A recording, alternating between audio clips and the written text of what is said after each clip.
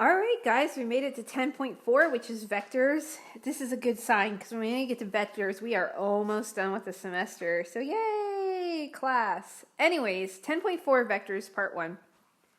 So this is objective 1. Hopefully you watched the little video because the vectors have both magnitude and direction. Oh yeah. So, magnitude is actually the length of the vector. So how long is the vector? And then the direction tells us where the vector is going. So what direction are we going? Which makes sense because it's called direction. So vectors look like rays. And you have an example in your notes where there's an initial point, that's where it starts. And a terminal point, that's where it ends. So this is a little bit different than array because in geometry, array was basically we had 2 points, but we had point A and B. So array would go through B and continue on. A vector doesn't do that. A vector ends at point B. So just the difference between what it looks like, what is array and what is a vector. All right, so if you've taken physics, you've used vectors, I guarantee you. They're very popular in that class. So it's very important to talk about them, not just for the sake of physics, but also for calculus as well. So vectors, they're written as bold, lowercase,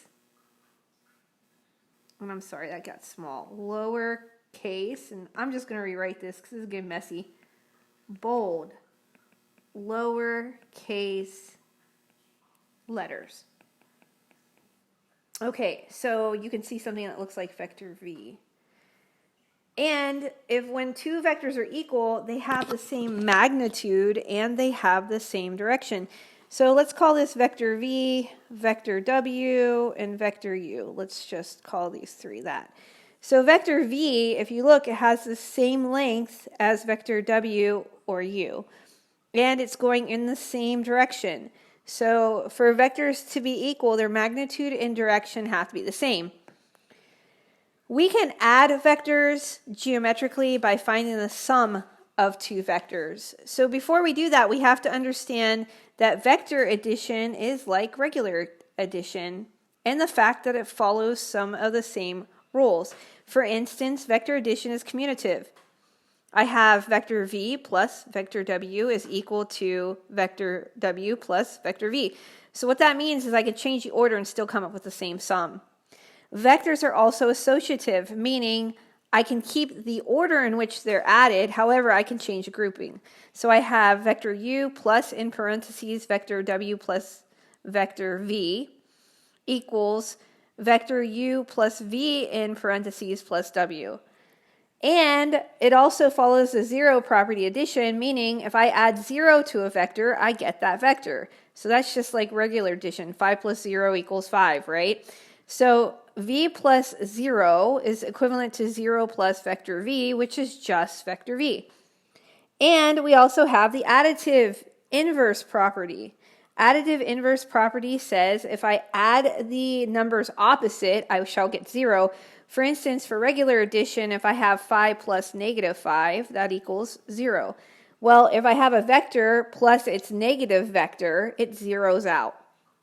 Okay, so the next example asks us to find the difference of two vectors. And we're going to be doing this in a couple minutes. But to do that, what you're going to do is turn this into an addition problem. So vector v minus vector w we can write as vector w plus a negative vector v. So what's going to happen is that vector w is going to change direction. That's what that negative vector means. And we got to talk about scalar multiples. If alpha is a scalar multiple and v is a vector, then the scalar multiple alpha times vector v is defined as follows. If alpha is greater than 0, then the alpha times vector v is the vector whose magnitude is alpha times the magnitude of vector v. whose direction is the same as v. So basically, if we have 3 times vector v, that means vector v is 3 times longer going in the same direction. So all this does is multiply the vector. If alpha is less than 0, so that means it's a negative number, then alpha times vector v is a vector whose magnitude is the absolute value of alpha times the magnitude of v, and whose direction is opposite that to v. So if the number is negative, we're still going to have that multiply times v. So let's say it's negative 2v. So v is twice as long as it was originally. However, it's going to go in the opposite direction. So once again, a negative value makes the vector go in the opposite direction. If alpha equals 0, or if vector v equals 0, then alpha times vector v is 0. This is kind of like the zero property. You know, a times b equals 0, then a is 0 or b is 0, right? So if we multiply something by 0, it zeroes it out. Same thing with vectors. So here we have 0 times vector v is 0, 1 times vector v is vector v, negative 1 times vector v is negative v, and we can also distribute. So you can distribute either the vector or you can distribute the scalar multiple. So if I distribute the vector, I get alpha times vector v plus beta times vector b. And if I distribute the scalar multiple, I get alpha times vector v plus alpha times vector w. And the other thing I can do is I can multiply 2 scalar multiples together. So if I have alpha times beta vector v, I can multiply alpha and beta together times vector v.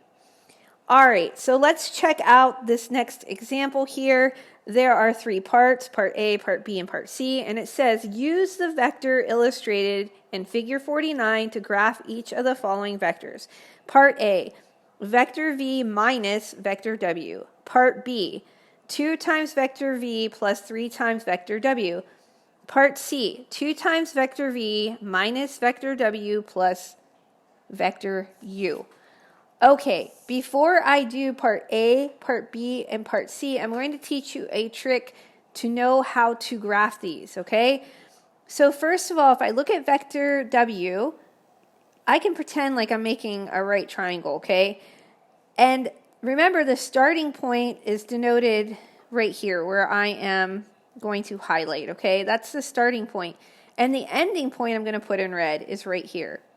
So how do I get from the starting point to the ending point? Well, I have to go 3 units over to the right, 1, 2, 3, and 2 units up. Okay, so I'm just going to put a little note that vector v is 3 units to the right and 2 units up. Okay, I'm going to do the same thing for vector w. So I'm starting at the very starting point, which I'm going to highlight, and then the ending point, remember, is in red. So to get from the starting point to the ending point, I have to go 2 units down and 2 units to the right. Okay? In vector u, same thing, create a triangle. And the starting point is highlighted, the ending point's in red. So how do I get from the starting point to the ending point? I have to go 1 unit to the right and 3 units up. Okay? So now I'm ready to go ahead and do part A. And part A tells me, hey, I got to take v minus vector w. So hopefully you remember that vector v minus vector w can be written as v plus a negative vector w. And please remember that I told you a negative vector basically just changes direction.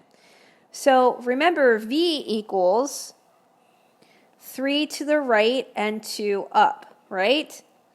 And regular w was given as 2 down and 2 to the right. So therefore, negative vector v has to change directions. So instead of going 2 down, I'm going to go 2 up and 2 to the left. So that's how you handle negative vectors. You just change the direction they're going. So once again, regular vector v was 2 down and 2 to the right. So negative vector w is 2 up and 2 to the left. Okay, so let's graph that out and see what we're doing here. So you start with the first one you see. I'm going to start with w. So I am going to plot this. And by the way, this is a Cartesian coordinate graph, but I don't really care what quadrant I'm in.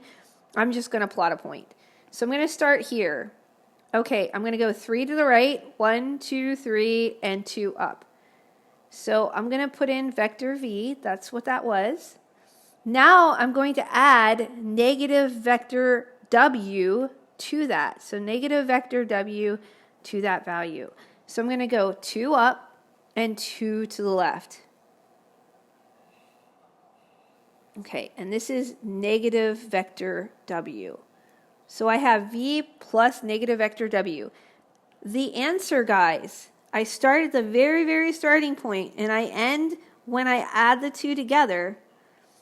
And this is my resulting vector. So the answer is in red. So this is the answer when I add those two vectors together. I also want to point out that when you do these, wherever you start or wherever you stop with the first vector, that's where the second one starts. So notice that I butted these two together right at that point I just highlighted, okay? So the answer to all this is in red. So when you're doing force vectors in physics and you're adding them together to see what the resultant force is, you have to find what the result is. So we start at the initial point and then we end wherever, when we add the two together, that's the ending point. Okay, so let's do part B. So part B says I have 2v plus 3w. Now I have scalar multiples in front of these vectors. So remember that regular v was 3 to the right and 2 up. So 2 times vector v is going to be 2 times 3 to the right and 2 up. So you just multiply. So 2v equals 6 to the right and 4 up. All I did was distribute the value. Okay? All right. Plus 3w. So w was given as 2 down and 2 to the right. So 3w is going to be 3 times that. So when I do that, I get 6 down and 6 to the right. All right, so let's graph this out. I'm going to graph 2v first. And once again, like I said, just pick a point and start working. So I'm going to pick my point right in here. So what I'm going to do now is go 6 to the right. 1, 2, 3, 4, 5, 6, and 4 up. 1, 2, 3, 4. And like I said, I don't care if I'm crossing different quadrants. I'm just using this paper because it was handy. So 2 times v. So I have my starting point and I have my ending point of my first vector.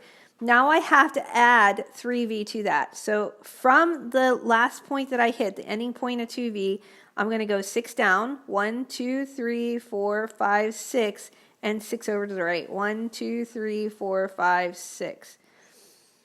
And voila. I get 3 times w. Okay.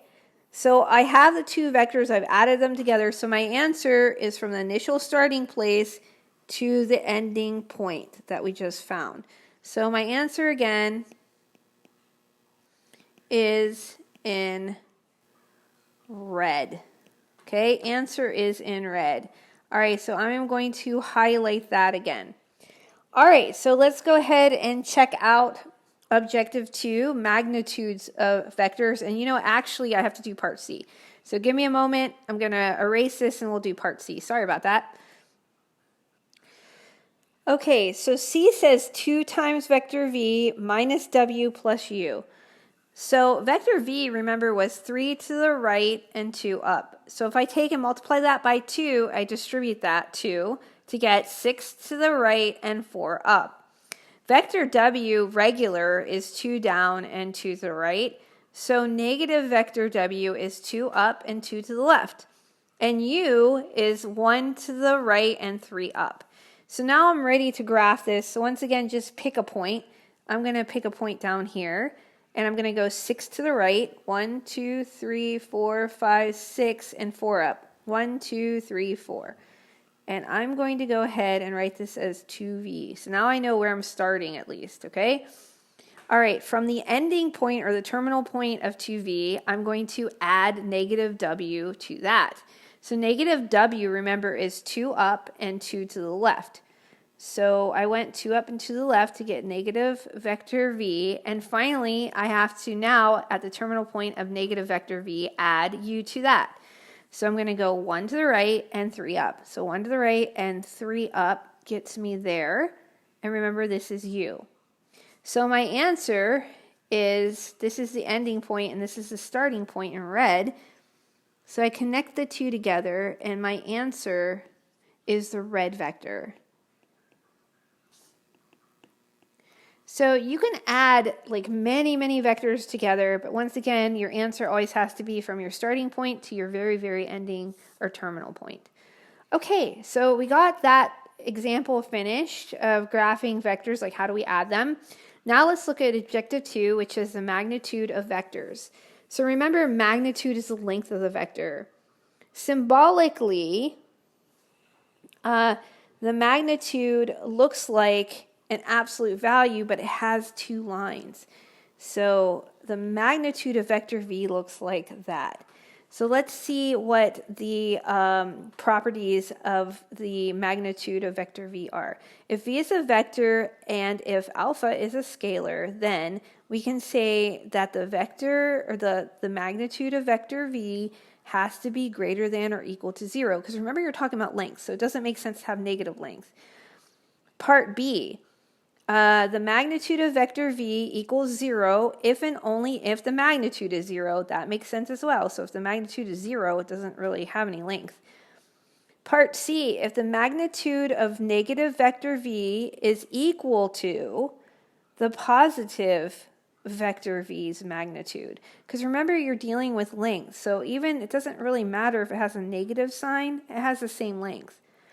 It's just the negative sign means it's going in a different direction. So negative affects direction, not the magnitude. And finally, D says the scalar multiple of vector v, and we're taking the magnitude of that, is equal to the absolute value of the scalar times vector v.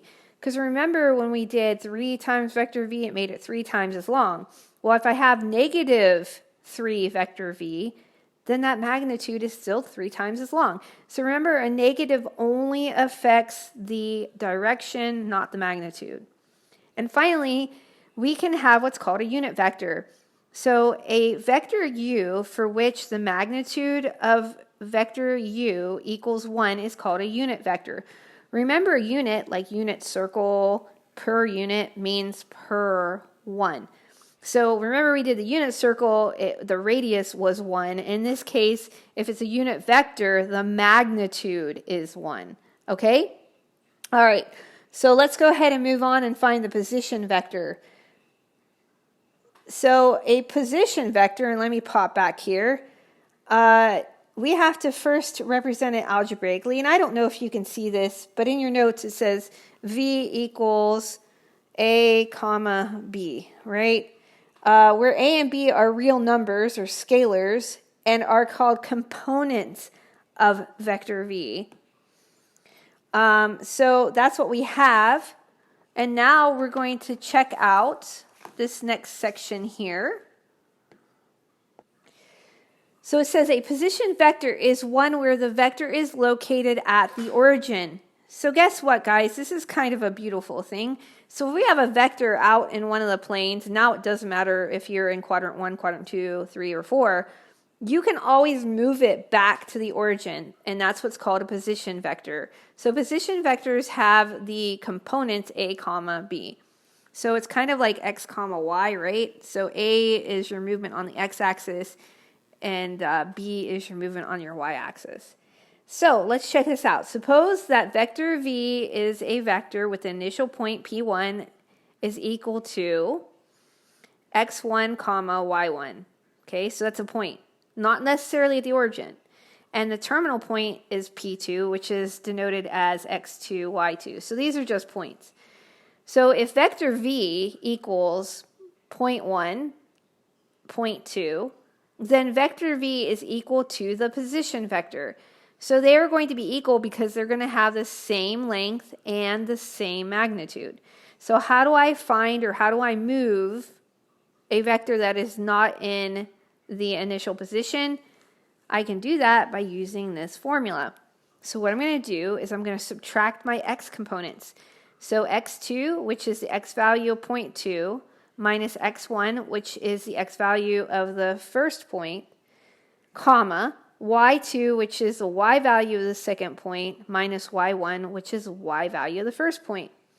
By the way, this should kind of look like the slope formula. Do you guys remember that m equals y2 minus y1 over x2 minus x1? Hopefully you remember that. But it's kind of the same deal, because when we find slope, we're finding the distance, delta y over delta x, right? The distance between the y coordinates minus the distance between the x coordinates. So this is the same thing. You're finding the distance between the x coordinates and the distance between the y coordinates. Just remember that the second point's coordinates go first, okay?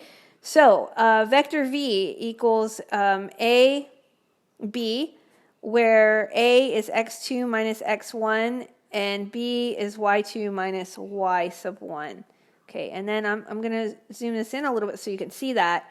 So what happens is, here's the original vector, and if I subtract the distance between the x's and subtract the distance between the y, I can move that vector back to the origin. Okay? All right. So let's do the next page here. So suppose that vector v is a vector with initial point p1 equals, and I already read this stuff, guys, by the way, so we already done this. So let's actually do this example here.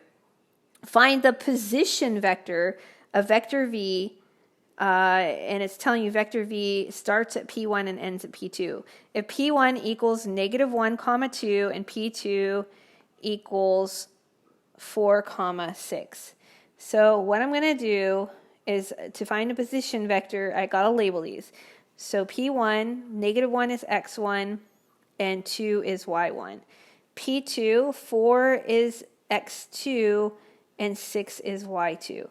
So to find my position vector, remember the position vector for vector v, I'm going to subtract x2 minus x1, comma, and then I'm going to subtract y2 minus y1.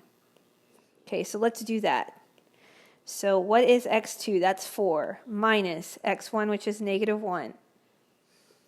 Okay, I'm going to put parentheses around there. Minus y2 is 6, minus y1, which is 2. And then finally we get 4 plus 1, which is 5, and 6 minus 2, which is 4. So my position vector is 5, comma 4. Those are my components of that value.